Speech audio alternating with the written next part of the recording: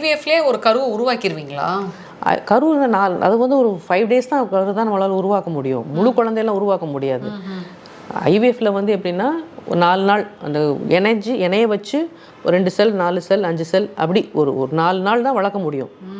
அப்போ அது வந்து கருவாக தான் இருக்கும், குழந்தைய உருவாயிருக்காது.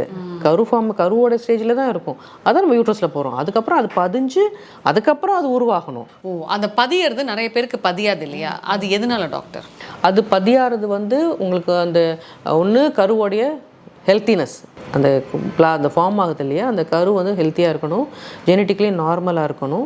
அதுவும் யூட்ரஸ்க்குள்ளே நம்ம அம்மாவுக்கும் யூட்ரஸ்க்கும் உள்ளே வந்து இம்யூனோ மாடுலேஷன் சொல்லுவோம். இது நம்மளோட கரு, இது நம்ம வந்து அக்செப்ட் பண்ணிக்கணும். சில நிறைய விஷயங்கள் உள்ளே நடக்கும், அக்செப்டன்ஸ் நடக்கும். இப்போ நம்ம கருங்கிறது நமக்கு வந்து ஃபாரின் பாடி தான். இப்போ எப்படி மற்ற உறுப்பு ஆர்கன் டொனேஷன் எடுக்கிறப்போ மேட்ச் ஆகுதான்னு பார்க்குறோமோ அதே மாதிரி தான் ஹஸ்பண்டோடைய அணுக்கள் நமக்கு வந்து ஃபாரின் பாடி.